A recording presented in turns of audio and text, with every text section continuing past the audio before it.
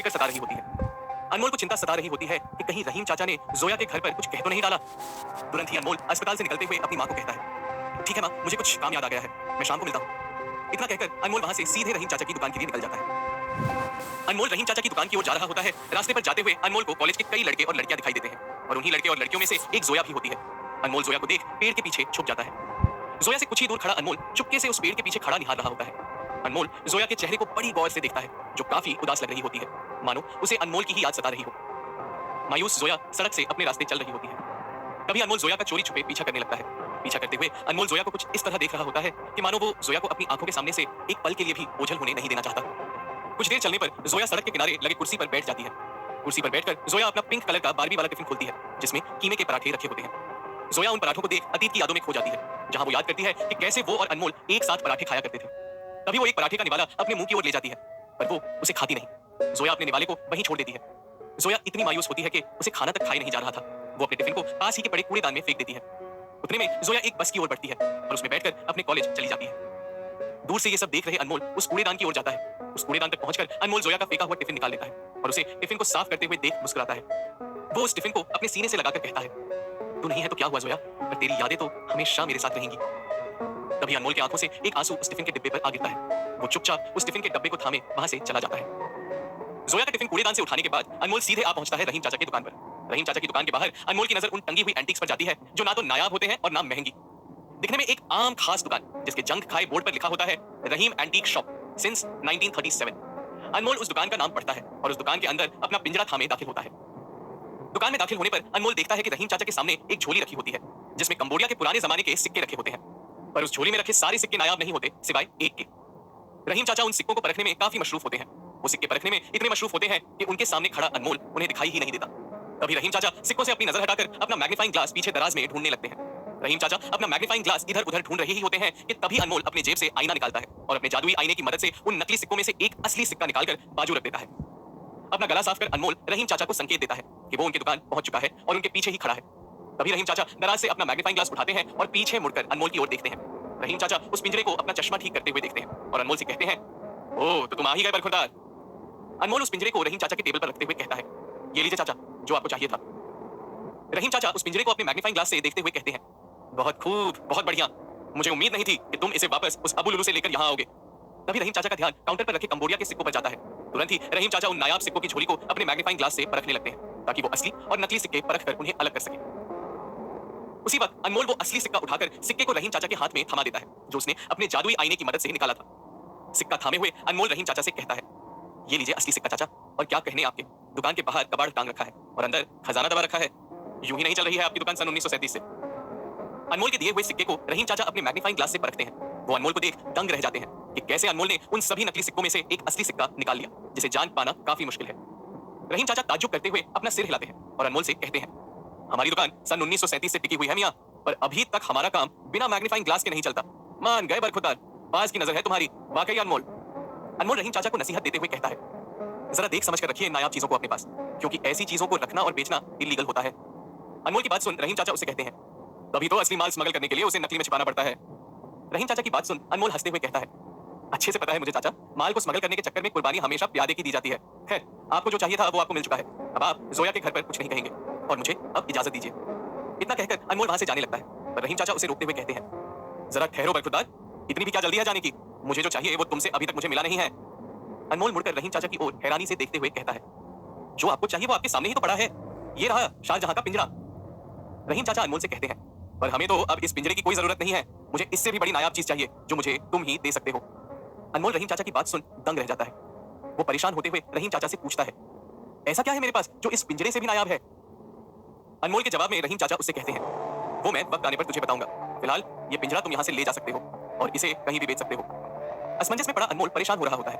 अनमोल की परेशानी देख रहीम चाचा उसे दिलासा देते हुए कहते हैं, जोया की चिंता कर रहे हो, मैं वादा करता हूँ मैं जोया के अब्बू से कुछ नहीं कहूंगा। रहीम चाचा की बात सुन अनमोल वो पिंजरा टेबल से उठा लेता है। जैसे ही अनमोल उस दुकान से जाने लगता है, रहीम चाचा उसके हाथ में एक पर्ची थमा देते हैं। उस पर्ची को देखते हुए अनमोल रहीम चाचा से पूछता है, ये क्या है? रहीम चाचा उससे कहते हैं, तुझे पैसों की जरूरत होगी, सभी को होती है, ये चोर बाजार का एड्रेस है जो शहर में ज्यादा लोगों को पता नहीं है, यहाँ तुम अपना पिंजरा बेच सकते हो। आंख के इशारे से रहीम चाचा अनमोल को आप जाने के लिए कहते हैं। जैसे ही अनमोल उस दुकान से बाहर जाने लगता है, रहीम चाचा उसे नसीहत देते हुए कहते हैं, संभल कर जाना वहां, क्योंकि वो एक चोर बाजार नहीं, एक जंगल है, जंगल। रहीम चाचा की बात सुन अनमोल उस दुकान से बाहर चला आता है। अनमोल की दुकान से जाते ही रहीम चाचा अपना फोन निकालते हैं और किसी अज्ञात इंसान से बात करते हुए कहते हैं, सलाम भाई, जिस इंसान की आपको जरूरत थी वो मुझे मिल गया है, अभी मेरी दुकान से होकर गया है। तभी फोन से एक आवाज सुनाई देती है, जल्दी मिलूंगा तुझसे, उस इंसान पर अपनी नजर बनाए रखना। रहीम चाचा फोन पर कहते हैं, ठीक है भाई, आप जैसा कहें। इतना कहकर रहीम चाचा अपना फोन रख देते हैं। अनमोल रास्ते से चला जा रहा होता है। उसे कुछ समझ नहीं आता कि रहीम चाचा ने उसे वो पिंजरा वापस क्यों कर दिया और इस पिंजरे के बदले वो उससे क्या चाहते हैं। वो कौन सी ऐसी नायाब चीज है जो अनमोल के पास है, जो रहीम चाचा उससे चाहते हैं। तभी अनमोल पास के किराना की दुकान पर जाता है। उस दुकान से अनमोल एक बड़ा सा प्लास्टिक बैग लेता है। अनमोल अपने पिंजरे को उस बड़े से प्लास्टिक बैग में डाल देता है और वहां से सीधे अपने the great Indian antique shop के लिए निकल पड़ता है। Anmol the great Indian antique shop पहुंचता है, जहां मदन गुप्ता पहले से ही मौजूद अनमोल के इंतजार कर रहा होता है। दुकान पर देरी से आने पर मदन गुप्ता अनमोल को ताना मारते हुए कहता है, आओ मालिक आओ, आप ही का इंतजार था, इतनी जल्दी क्यों आ गए, कल आते सरकार। मदन गुप्ता का मूड देख अनमोल उससे हिचकिचाते हुए कहता है, मदन जी वो मेरे पापा हॉस्पिटल में है ना, इसीलिए देरी हो गई। अनमोल की बात सुन मदन गुप्ता चिढ़कर कहता है, तो पहले बताना चाहिए था ना बेवकूफ। तभी मदन गुप्ता की नजर अनमोल के पिंजरे पर जाती है। मदन गुप्ता उस पिंजरे को बड़ी गौर से देखते हुए अनमोल से पूछता है, ये सब हाथ में क्या पकड़ा हुआ है तूने। अनमोल मदन गुप्ता से कहता है, मदन जी ये तो टिफिन है। मदन गुप्ता झुंझलाते हुए अनमोल से कहता है, वो टिफिन है, मुझे दिखाई दे रहा है, वो क्या है बड़े से प्लास्टिक के बैग के अंदर। अनमोल अपने पिंजरे को दिखाते हुए कहता है, मदन जी ये तो पंछियों का पिंजरा है। अनमोल का जवाब सुन मदन गुप्ता अनमोल पर व्यंग कसते हुए कहता है, वाह भाई वाह, यहाँ इंसान को खाने के लाने पड़े हुए हैं और इन्हें जानवरों का शौक चढ़ा है, जा काम कर अपना। तभी अनमोल दुकान पर अपनी जगह पर जाकर खड़ा हो जाता है। वो अपने पिंजरे को कोने में रख देता है। तभी अनमोल जोया के टिफिन को थाम कर उसे प्यार से देखता है और उसे एक कोने में रख देता है। उसी वक्त दुकान का दरवाजा खुलता है और अनमोल के सामने से चलती नजर जाती है जोया। दुकान के दरवाजे पर खड़ी जोया सीधे उसी की ओर आ रही होती है। देखते ही देख जोया अनमोल के पास आकर खड़ी हो जाती है और उसे प्यार भरी नजरों से देख रही होती है। आखिर क्या करने आई है जोया अनमोल की दुकान पर? क्या अनमोल बेच पाएगा वो पिंजरा? क्यों रहीम चाचा ने नहीं दिया अनमोल से वो पिंजरा? और किससे बात कर रहे थे रहीम चाचा अनमोल के बारे? इन सब के बीच किस ओर करवट लेगी अनमोल की जिंदगी? जानने के लिए सुनते रहिए आईना सच और झूठ का, only on pocket FM.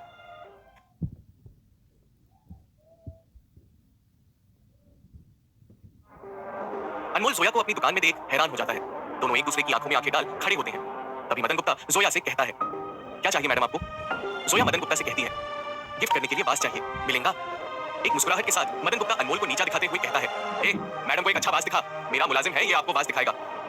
Madan Gupta की बात सुन जोया उससे कहती है, ये नहीं, आप दिखाइए मुझे एक अच्छा सा वास, इतनी महंगी चीज ले रही हूँ, मालिक पर ही भरोसा कर सकती हूँ और किसी पर नहीं, 2 मिनट ही तो लगेंगे आपको। मदन गुप्ता जोया से कहता है, ठीक है आइए मैं आपको वास दिखाता हूँ।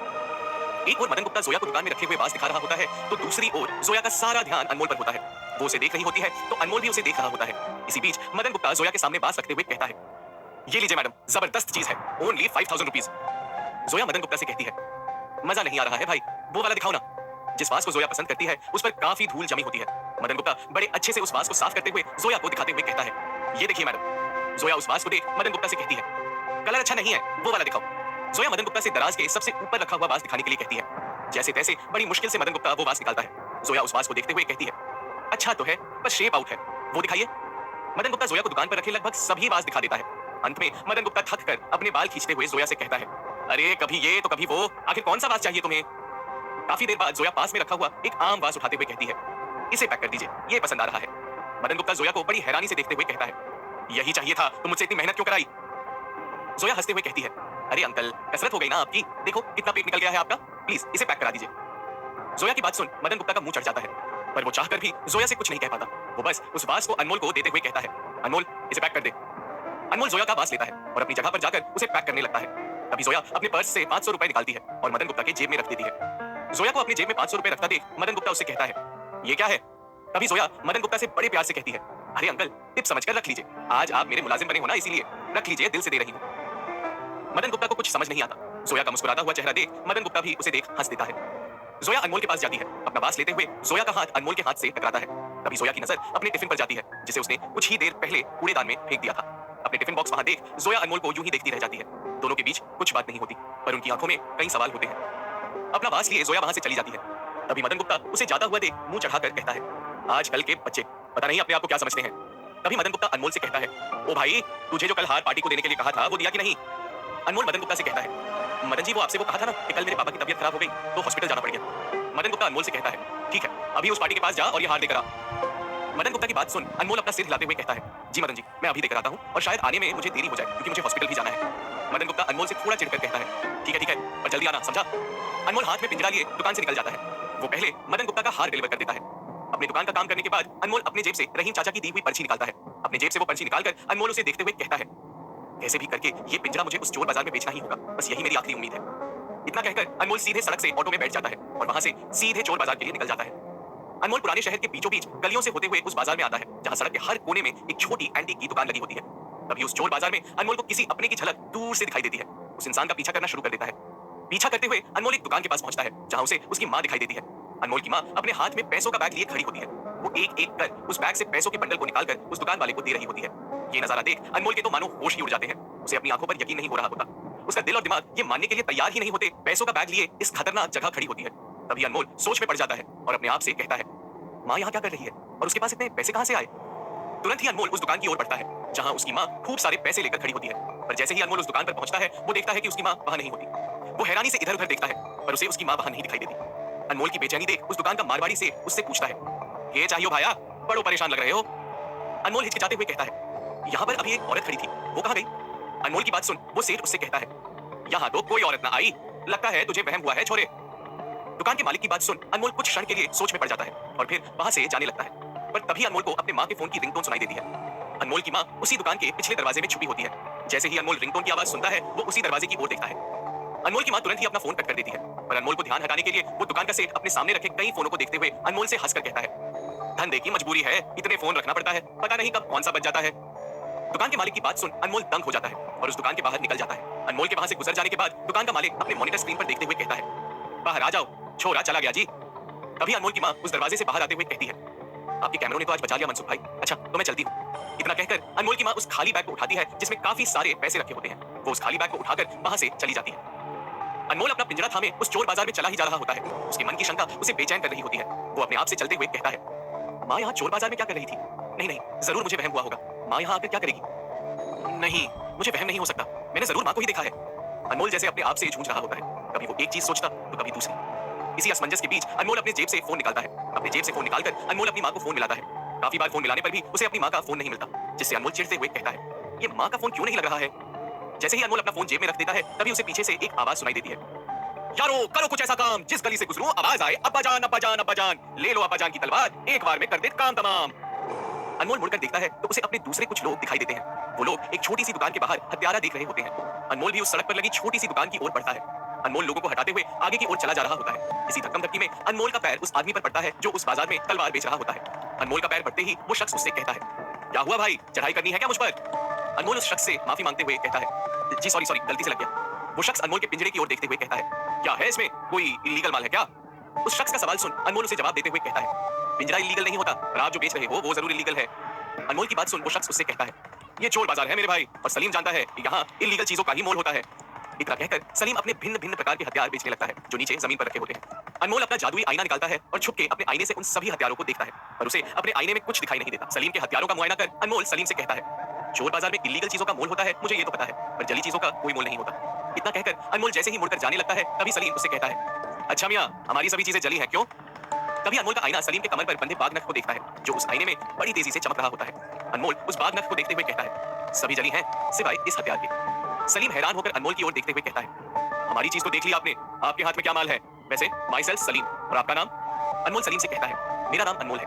तभी सलीम अनमोल से गुजारिश करते हुए कहता है, चलिए जान पहचान तो हो गई अपनी, अब अपना छोटा भाई समझकर दिखा दो कि आपके पिटारे में आखिर रखा क्या है। इतना कहकर सलीम अनमोल के हाथ से उसका पिंजरा लेने लगता है। अनमोल सलीम से कतराता है पर उसे कुछ नहीं कह पाता। देखते ही देखते सलीम अनमोल के हाथ से वो पिंजरा ले लेता है। आखिर क्या कर रही थी अनमोल की मां उस चोर बाजार में? ऐसी कौन सी बात है जिसे अनमोल की मां अनमोल से छुपा रही है? और क्या सलीम जैसे अनजान शख्स पर भरोसा कर सकता है अनमोल? क्या बेच पाएगा अनमोल वो पिंजरा? जानने के लिए सुनते रहिए आईना, सच और झूठ का, ओनली ऑन पॉकेट एफएम।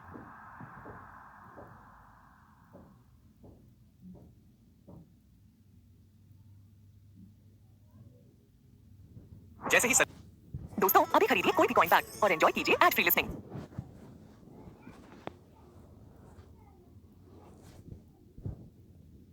ऐसे ही सलीम अनमोल के हाथ से वो पिंजरा लेता है। तुरंत ही अनमोल सलीम के हाथ से अपना वो पिंजरा वापस अपने हाथ में ले लेता है। उसी वक्त सलीम अनमोल को हंसते हुए कहता है, ठीक है भाई, अनजान शख्स पर वो भी ऐसी जगह पर भरोसा नहीं करते। ठीक है, तुम ही दिखा दो क्या है इस थैले में। सलीम की बात सुन अनमोल सोचने लगता है। काफी सोचने के बाद अनमोल सलीम को अपने पिंजरे की झलक प्लास्टिक बैग के अंदर से दिखाता है। उस पिंजरे की झलक पाकर सलीम चौंक जाता है। तुरंत ही सलीम अनमोल का हाथ पकड़ लेता है ताकि वो पिंजरा पूरी तरह बाहर ना निकाल सके। तभी सलीम अनमोल को नसीहत देते हुए कहता है, रुकिए भाई, इस ब्यूटी जैसी चीज को इस बीस्ट जैसे बाजार में ना निकालिए, वरना मसला खड़ा हो सकता है। उसी वक्त सलीम फर्श पर रखे अपने हथियारों की ओर देखता है। वो उन हथियारों को झोली में तुरंत समेट लेता है और अपने कंधे पर टांग लेता है। तभी सलीम अनमोल के पास आता है और उसे एक कोने में ले जाते हुए कहता है, कितने में बेचोगे ये पिंजरा? सलीम की बात सुन अनमोल सोचते हुए उसे कहता है, 10 लाख। अनमोल की बात सुन सलीम उससे कहता है, ठीक है 10 तो नहीं, पर 7-8 लाख इसके जरूर मिल जाएंगे। अनमोल सलीम से पूछता है, तो क्या तुम मेरा ये पिंजरा बिका सकते हो? सलीम उसे कहता है, बेशक मैं इसे बिका सकता हूं, लेकिन। सलीम का लेकिन सुनते ही अनमोल के कान खड़े हो जाते हैं। अनमोल शक भरी निगाहों से सलीम की ओर देखते हुए पूछता है, लेकिन क्या? तभी सलीम अनमोल को बताता है, इसके लिए तुम्हें ये पिंजरा मुझे देना होगा, पार्टी को दिखाने के लिए। काफी देर सोचने के बाद अनमोल सलीम से कहता है, ठीक है, पार्टी को दिखाने के लिए तुम ये पिंजरा ले जा सकते हो, पर मेरी भी एक शर्त है। अनमोल की बात सुन सलीम उससे पूछता है, कौन सी शर्त? अनमोल सलीम के बाघ नख की ओर देखते हुए कहता है, जब तक ये पिंजरे की डील खत्म नहीं हो जाती तब तक ये बाघ नख मेरे पास ही रहेंगे।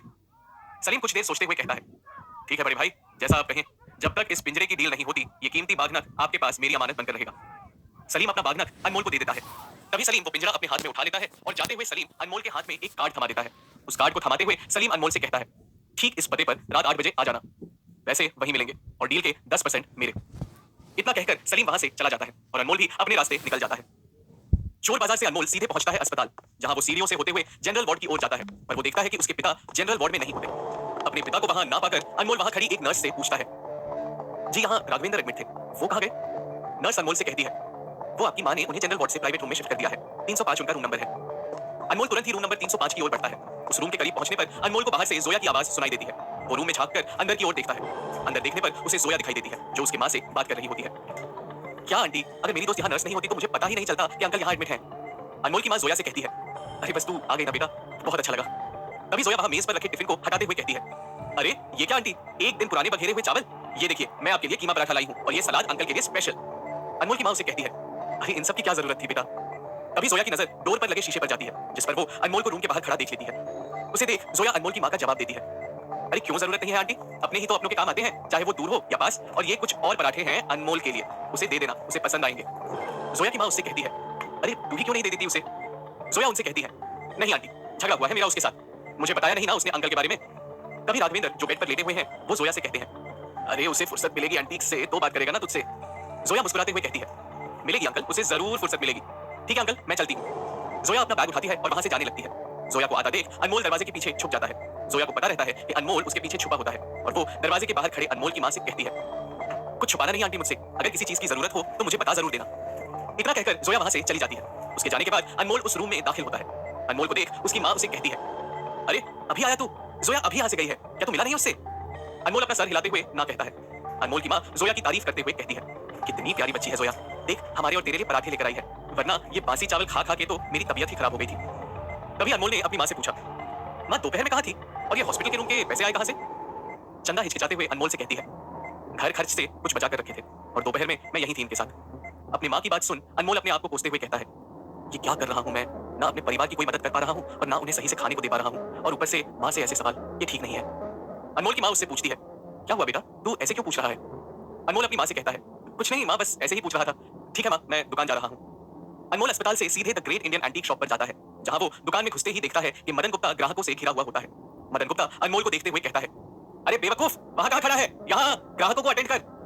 मदन गुप्ता की बात सुन अनमोल तुरंत ही वो बाघनक दुकान के एक दराज में रख देता है। दराज में बाघनक रखकर अनमोल ग्राहक अटेंड करने चला जाता है। अनमोल को आता देख मदन गुप्ता उससे कहता है, देख इन्हें क्या चाहिए, मैं पानी पीकर आता हूँ। एक और अनमोल ग्राहकों में व्यस्त हो जाता है तो दूसरी ओर मदन गुप्ता को पानी पीते वक्त उस कवर में रखा बाघनक नजर आता है। जैसे ही मदन गुप्ता कवर हटाता है वो उस बाघनक को देखकर हैरान हो जाता है। अरे बाप रे, ये तो काफी कीमती माल है, यहाँ किसने रखा? जिसने भी रखा हो, आई हुई लक्ष्मी को मदन गुप्ता ना नहीं कहता। तभी मदन गुप्ता उस बाघनक को अपने जेब में डाल देता है। एक और मदन गुप्ता वो बाघनक चोरी कर दुकान से बाहर चला जाता है तो दूसरी ओर अनमोल ग्राहकों में व्यस्त हो जाता है। कुछ देर बाद जब दुकान के ग्राहक कम होते हैं तब अनमोल एक राहत की सांस लेते हुए अपनी कुर्सी पर बैठ जाता है और अपने आप से कहता है, 7 बज रहे हैं, वो बाघनक लेकर मुझे निकलना होगा। अनमोल अपनी जगह से उठकर उस जगह जाता है जहां उसने बाघनक रखा था। तभी उसे वो बाघनक कहीं दिखाई नहीं पड़ता। वो हैरानी से इधर उधर उसे ढूंढ रहा होता है पर उसे वो बाघनक कहीं नहीं मिलता। कुछ देर बाद मदन गुप्ता दुकान में आता है और अनमोल को परेशान देख उससे पूछता है, क्या ढूंढ रहा है नालायक? अनमोल मदन गुप्ता से कहता है, मदन जी वो मेरा कुछ सामान खो गया है जो मैंने चोर बाजार से लिया था। तभी मदन गुप्ता अपने आप से धीमी आवाज में कहता है, अच्छा तो ये बाघनक इसका था, चलो अच्छा हुआ जो मुझे मिल गया, इतनी कीमती चीज ये क्या करता। मदन गुप्ता गुस्से से अनमोल से कहता है, बेवकूफ, इतनी भी लापरवाही अच्छी नहीं है, ध्यान से रखना चाहिए था ना तुझे। लो, हो गया कबाड़ा, अब हाथ मलते रहे अपने। अनमोल परेशान होते हुए कहता है, पर मदन जी वो चीज काफी जरूरी है मेरे लिए। मदन गुप्ता उससे कहता है, कितनी भी जरूरी हो, अब वो चीज तुझे नहीं मिलेगी। जो चीज जाती है वो मिलती नहीं है। चल, अब दुकान का टाइम हो गया है, दुकान बंद कर। अनमोल उस बागनक को और ढूंढने जाता है। उसे बागनक को ढूंढते हुए मदन गुप्ता उसे डांटते हुए कहता है, फिर से ढूंढने बैठ गया, पता नहीं क्या कबाड़ खोज रहा है मेरी दुकान में। कहा ना तुझसे दुकान बंद करने के लिए। मदन गुप्ता की डांट सुन अनमोल दुकान बंद कर देता है और सड़क पर निकल जाता है। सड़क पे भागते हुए अनमोल सोचने लगता है, अगर सलीम को वो बागनक नहीं मिला तो पता नहीं वो मेरा क्या हाल करेगा। अब चाहे जो भी हो, मुझे वहां जाना तो पड़ेगा ही। दौड़ते हुए अनमोल सीधे सलीम के दिए हुए पते पर पहुंचता है, जहां वो अपने सामने एक बड़ी अंडरग्राउंड बिल्डिंग देखता है। वो उस अंडरग्राउंड बिल्डिंग के 13वें माले पर जाता है, जहां उसे सलीम के साथ एक चाइनीज आदमी दिखाई देता है। वो चाइनीज आदमी सफेद सूट पहने लगभग 40 वर्ष का होता है। उस सफेद सूट पहने चाइनीज आदमी के पीछे दो काले सूट पहने लोग भी खड़े रहते हैं, जिन्हें देख अनमोल सलीम से पूछता है, ये लोग कौन है? सलीम अनमोल से धीमी आवाज में कहता है, चाइनीज पार्टी है, यही तेरा पिंजरा लेंगे। इन्हें काफी पसंद आती है हमारी इतिहास की चीजें। तभी वो सफेद सूट वाला आदमी सलीम को एक पैकेट देता है और वो पैकेट लेकर सलीम उसे पिंजरा दे देता है। जैसे ही उस सफेद सूट वाले आदमी के हाथ पिंजरा लगता है, वो सलीम से कहता है, शुक्रिया। जवाब में सलीम भी झुककर उससे कहता है, शुक्रिया। सलीम को पैसे देने के बाद वो चाइनीज आदमी अपने लोगों के साथ वहां से चला जाता है। उनके जाने के बाद सलीम हंसते हुए वो पैकेट अनमोल को थमा देता है और कहता है, ये ले तेरी अमानत, पूरे 8 लाख रुपए हैं, जैसे मैंने कहा था। अब मुझे मेरी अमानत वापस कर। सलीम की बात सुन अनमोल सुन्न रह जाता है। हिचकिचाते हुए अनमोल सलीम से कहता है, सलीम भाई वो। अनमोल को डरा हुआ देख सलीम उससे कहता है, क्या हुआ, इतने पसीने क्यों छूट रहे हैं तेरे? मेरा बागनक दे। अनमोल डरते हुए सलीम से कहता है, वो बागनक आपका चोरी हो गया। अनमोल की बात सुन सलीम के चेहरे की हवाइयां उड़ जाती हैं। वो हैरान होकर अनमोल को ही देखे जा रहा होता है। क्या वापस हासिल कर पाएगा अनमोल सलीम का वो बागनक, वो भी मदन गुप्ता से? और क्या होगा जब अनमोल को पता चलेगा कि उसकी मां उससे कुछ छुपा रही है? कहां ले जाएगी अनमोल को ये सारी चीजें? जानने के लिए सुनते रहिए आईना, सच और झूठ का, ओनली ऑन पॉकेट एफएम। जैसे ही अनमोल सलीम से बागनक की चोरी की बात कहता है, सलीम हैरान परेशान हो उठता है। सलीम अपने सर को हाथ लगाकर ताज्जुब करते हुए अनमोल से कहता है, चोरी हो गया? कैसे चोरी हो गया? तुझे पता है कौन से राजा का था वो बागनक? सलीम की छटपटाहट देख अनमोल उससे कहता है, एक काम करो भाई, ये पैसे आप रख लो उस बागनक के बदले। सलीम उस 8 लाख के बंडल को देखते हुए अपना सर हिलाता है। सलीम को काफी गुस्सा आ रहा होता है। वो अपने गुस्से को रोकते हुए अनमोल से कहता है, उस बागनक के आगे तेरे ये पिंजरे की कीमत कुछ भी नहीं है। सीधे सीधे मेरी चीज मुझे वापस कर दे अनमोल। परेशान होते हुए अनमोल सलीम से कहता है, सच सलीम भाई, मेरे पास आपकी चीज नहीं है। होती तो मैं आपको आप ही की चीज वापस क्यों नहीं करता? और अगर मेरी नियत नहीं होती उस बागनक को आपको देने की, तो मैं यहाँ आता ही क्यों? सच में किसी ने मेरी दुकान से वो बागनक चोरी कर लिए हैं। अनमोल की बात सुन सलीम एक लंबी सांस लेते हुए कहता है, लगता है मुझे मेरा बागनक अब ऐसे नहीं मिलेगा। अब मुझे मेरे बागनक दी सीसी के लिए अपने टाइगर को बुलाना होगा। टाइगर का नाम सुन अनमोल सलीम से पूछता है, टाइगर? ये टाइगर कौन है? सलीम उसे अपने साथ ले जाते हुए कहता है, चल तुझे बताता हूँ कौन है टाइगर। तेरी दुकान रास्ते पर पड़ती है ना? तभी सलीम अपने जेब से फोन निकालता है और फोन पर कहता है, हेलो, एक एड्रेस भेज रहा हूँ, टाइगर को वहां लाना है। इतना कहते हुए सलीम अनमोल को उस अंडरग्राउंड बिल्डिंग से ले जाता है। उस अंडरग्राउंड बिल्डिंग से निकलकर अनमोल और Salim the great Indian antique shop के पास आते हैं। दोनों उस दुकान के बाहर खड़े होते हैं। अपनी दुकान की ओर देखते हुए अनमोल सलीम से कहता है, हम यहाँ क्यों खड़े हैं? अनमोल की बात सुन सलीम उससे कहता है, यहीं चोरी हुआ है ना मेरा वो कीमती बागनक? अनमोल सलीम का जवाब देते हुए कहता है, हाँ भाई यहीं से हुआ, पर यहाँ ठहरने से हमें क्या अपनी चीज मिल जाएगी? अनमोल की बात सुन सलीम उससे कहता है, टाइगर यहाँ आने वाला है, बस उसके आते ही मुझे मेरी चीज मिल जाएगी। सलीम की बात सुन अनमोल हैरान हो जाता है। तभी कुछ ही दूर से एक कुत्ते के भौंकने की आवाज अनमोल के कानों में सुनाई देती है। जैसे ही अनमोल मुड़कर देखता है, उसे कुछ ही दूर एक आदमी जर्मन शेफर्ड के साथ खड़ा दिखाई देता है। जैसे ही सलीम उस जर्मन शेफर्ड को देखता है, वो उसकी ओर भागा चला जाता है। सलीम उस आदमी के हाथ से उस जर्मन शेफर्ड को लेता है और उसे लेकर अनमोल के पास लाता है। अनमोल उस जर्मन शेफर्ड को देख कहता है, ये इस कुत्ते को क्यों लाए हो आप? तभी सलीम अनमोल से कहता है, कुत्ता नहीं, टाइगर बोल, टाइगर। सलीम की बात सुन अनमोल चौंकते हुए कहता है, ये है टाइगर, पर ये क्या करेगा? सलीम अनमोल का जवाब देते हुए कहता है, यहीं से चोरी हुआ है ना वो बागनक? अनमोल से बात करते हुए सलीम अपने जेब से एक छोटा बक्सा निकालता है, जिसे देख अनमोल कहता है, ये क्या है? सलीम अनमोल से कहता है, ये है उस बागनक का बॉक्स। अब इसी बॉक्स को टाइगर सूंघेगा और उस बागनक को ढूंढेगा। टाइगर उस बागनक के बॉक्स को सूंघकर जोर से भौंकता है। टाइगर उन्हें तेजी से पुराने शहर की गली गली ले जा रहा होता है। कुछ ही दूर चलने पर अनमोल रास्ते को देखते हुए कहता है, ये टाइगर तो हमें मदन गुप्ता के घर ले जा रहा है। तभी टाइगर मदन गुप्ता के घर से बाहर रुक जाता है और जोर से भौंकने लगता है। सलीम टाइगर को शांत करते हुए मदन गुप्ता के घर की ओर देखता है। मदन गुप्ता के घर की ओर देख सलीम अनमोल से कहता है, अच्छा तो ये है मदन गुप्ता का घर, कौन कौन रहता है यहाँ? अनमोल सलीम से कहता है, सिर्फ मदन जी रहते हैं यहाँ और कोई नहीं। सलीम अपनी छोटी सी दाढ़ी को खुजाते हुए कहता है, अब देख सलीम का जादू कि वो तेरे मदन गुप्ता के साथ क्या करता है। सलीम टाइगर का बेल्ट निकालते हुए कहता है, तू यहीं रुक टाइगर, मैं आता हूँ। सलीम की बात सुन बेजुबान टाइगर जोर से भौंकता है, मानो वो सलीम की बात समझ गया हो। सलीम और अनमोल टाइगर को नीचे छोड़ मदन गुप्ता के घर में चोरी से दाखिल हो जाते हैं। सलीम और अनमोल मदन गुप्ता के घर के कॉरिडोर से चल रहे होते हैं। कॉरिडोर से चलते हुए सलीम की नजर आधी खुली हुई खिड़की पर जाती है, जिसके अंदर से देखने पर उसे मदन गुप्ता सोता हुआ दिखाई देता है। मदन गुप्ता को गहरी नींद में सोता देख सलीम कहता है, देख कैसे चोरी करके आराम से सो रहा है ये दरियाई गेंडा, अभी निकलवाता हूं मैं इसे अपना माल। सलीम अपनी जेब से फोन निकालता है और मदन गुप्ता को कॉल करता है। मदन गुप्ता अपनी गहरी नींद से उठते हुए फोन उठाता है। हेलो, कौन बोल रहा है? सलीम उससे कहता है, तेरा बाप बोल रहा हूँ, गेंडा स्वामी उर्फ मदन गुप्ता। अब मेरी बात गौर से सुन। मुझे पता है तेरे पास एक कीमती बाघनक है जो तूने आज चुराया था, लेकिन अब वो बाघनक मेरे पास है। अगर तू चाहता है कि वो बाघनक वापस तेरा हो तो तुझे 5 लाख रुपए देने होंगे, और तू अच्छे से जानता है कि इंटरनेशनल मार्केट में उसकी कीमत 20 लाख रुपए की है। मदन गुप्ता अनजान बनते हुए फोन पर कहता है, मेरे पास कोई बाघनक नहीं है, अगली बार से मुझे कॉल मत करना। मदन गुप्ता गुस्से से अपना कॉल कट कर देता है। घबराते हुए मदन गुप्ता अपने पलंग से उठकर सीधे बाजू वाले कमरे में जाता है। मदन गुप्ता को इस बात की बिल्कुल भनक नहीं लगती कि सलीम और अनमोल उसी के घर में छिपे हुए होते हैं। सलीम और अनमोल चुपके से मदन गुप्ता का पीछा कर रहे होते हैं। तभी वो देखते हैं कि मदन गुप्ता ने उस कमरे में एक गुप्त तिजोरी बनाई होती है, और उस तिजोरी को खोलकर मदन गुप्ता सलीम के बाघनक को देखता है। उस बाघनक को देखते हुए मदन गुप्ता एक राहत की सांस लेते हुए कहता है, ये तो यही है, किसी ने इसे चोरी नहीं किया। बाघनक को देखकर मदन गुप्ता उसे वापस उस तिजोरी में रख देता है और वापस अपने कमरे में चला जाता है। तभी अनमोल सलीम से कहता है, अब क्या करें, उसने तो तिजोरी को लॉक कर दिया। तभी सलीम अपनी जेब से एक पिन निकालता है और अनमोल से कहता है, लॉक की किसे परवाह है, मुझे तो बस ये जानना था कि मदन गुप्ता ने मेरा माल कहां छुपा रखा है। सलीम उस पिन को रुमाल के सहारे पकड़ लेता है। पहले सलीम कमरे का दरवाजा खोलता है और फिर उस तिजोरी खुलते ही सलीम अपना बाघनक ले लेता है और दोनों उस कमरे से देखते ही देखते निकल जाते हैं। कमरे से निकलकर दोनों बालकनी से कूदकर मदन गुप्ता के घर से भाग जाते हैं। सड़क पर आकर दोनों टाइगर को साथ लिए वहां से भाग जाते हैं। अनमोल और सलीम पुराने शहर के चार मीनार के इलाके में आते हैं। दोनों खूब हंस रहे होते हैं। हंसते हुए अनमोल सलीम से कहता है, कसम से सलीम भाई, मजा आ गया। पर एक बात पूछूं आपसे? सलीम अपने हंसी को रोकते हुए कहता है, पूछ, क्या पूछना है तुझे? अनमोल उससे कहता है, एक पिन से मदन गुप्ता की महीनों की नींद हराम कर दी आपने, कहां सीखा ये पिन वाला गुण? सलीम अनमोल का जवाब देते हुए कहता है, अभी तुझे मेरे बहुत सारे गुणों का नहीं पता, समझा? तभी अनमोल सलीम को देखते हुए गंभीर होते हुए पूछता है, आपने मुझ पर भरोसा क्यों किया? सलीम उसे देखते हुए कहता है, काफी तजुर्बा है मुझे, जैसे तू चीजों को देखकर परख लेता है ना, वैसे मैं इंसान की आंख देख उसे परख लेता हूं। अनमोल उससे कहता है, शुक्रिया सलीम भाई, जो आपने मेरी मदद की। अनमोल की बात सुन सलीम उससे कहता है, चल अब ये सब छोड़, ये ले तेरी अमानत। इतना कहते हुए सलीम अनमोल को एक पैसों की थैली थमा देता है जो उन्होंने पिंजरा बेचकर कमाए होते हैं। अनमोल अपने हाथ में पैसों की थैली लेते हुए सलीम से कहता है, शुक्रिया सलीम भाई, आप वो दूसरे इंसान हो जिसने मेरी पैसों से इतनी बड़ी मदद की। अनमोल की बात सुन सलीम उससे पूछता है, पहला कौन है? मुस्कुराते हुए अनमोल उससे कहता है, जोया, जोया नाम है उसका। सलीम अनमोल की चुटकी लेते हुए कहता है, तेरी मुस्कान देख समझ गया था मैं कि कोई लड़की है। अनमोल सलीम को टालते हुए कहता है, अरे ऐसा कुछ नहीं है भाई, बस हम दोनों अच्छे दोस्त हैं। अनमोल का जवाब सुन सलीम उससे कहता है, तो कब मिला रहा है अपने अच्छे दोस्त से? निराश होते हुए अनमोल सलीम से कहता है, अब हमारी बात नहीं होती सलीम भाई। अनमोल का मायूस चेहरा देखकर सलीम उससे कहता है, चल जोया के घर चलते हैं। अनमोल चौंक कर सलीम से कहता है, अभी? सलीम उसका हाथ थामते हुए कहता है, हाँ अभी चल, तूने कहा ना कि उसने पैसों से तेरी मदद की, उसके पैसे लौटा कर आते हैं, चल। अनमोल उसे हैरानी से कहता है, ये क्या कह रहे हैं आप? सलीम अनमोल को जबरदस्ती पास खड़े ऑटो की ओर ले जाते हुए कहता है, चुपचाप बैठ इसमें। सलीम अनमोल को ऑटो में बैठा देता है और अनमोल से जोया का पता पूछता है। बोल, कहाँ रहती है तेरी जोया? हिचकिचाते हुए अनमोल सलीम से कहता है, मदीना बिल्डिंग के पीछे, दीवान दौड़ी के पास। सलीम ऑटो वाले से कहता है, सुनिया भाई, कहाँ जाना है? ऑटो में बैठकर अनमोल और सलीम वहां से चले जाते हैं। रात के करीब 2 बज रहे होते हैं। सलीम और अनमोल टाइगर के साथ लिए जोया के घर के बाहर खड़े होते हैं। अनमोल घबराते हुए वापस मुड़कर जाने लगता है, पर सलीम उसे रोकते हुए कहता है, अरे कहाँ जा रहा है? जोया का घर इधर नहीं उधर है। अनमोल अपने इर्द गिर्द देखते हुए सलीम से कहता है, नहीं सलीम भाई, मैं अंदर नहीं जा सकता, प्लीज वापस चलते हैं, अगर मैं पकड़ा गया तो मसला खड़ा हो जाएगा। अनमोल की बात सुन सलीम उससे कहता है, मेरे होते हुए कोई मसला खड़ा नहीं होगा, डर मत, मैं खड़ा हूं तेरे पीछे, जा जाकर पैसे देकर आ उसे। टाइगर भी अनमोल को देख भौंकता है, जैसे कि वो भी अनमोल को जोया के घर में घुसने के लिए कह रहा हो।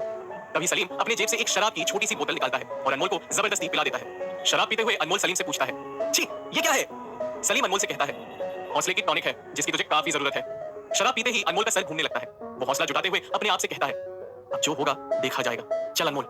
इतना कहकर अनमोल जोया के घर में गेट चढ़कर अंदर कूद जाता है और पाइप के सहारे ऊपर चढ़ने लगता है। जैसे ही अनमोल पाइप के सहारे जोया के कमरे की ओर जा रहा होता है, तभी जोया के पड़ोस की बिल्डिंग से एक बुढ़ी औरत अनमोल को पाइप से चढ़ते हुए देख लेती है। क्या जोया के घर पर पकड़ा जाएगा अनमोल? क्या मिले हुए पिंजरे के पैसों से खुलेगी अनमोल की किस्मत? क्या एंटीक की दुनिया ले जाएगी अनमोल को शिकार पर, या सीधे ला पटकेगी उसे जमीन पर? जानने के लिए सुनते रहिए आईना, सच और झूठ का, ओनली ऑन पॉकेट एफएम।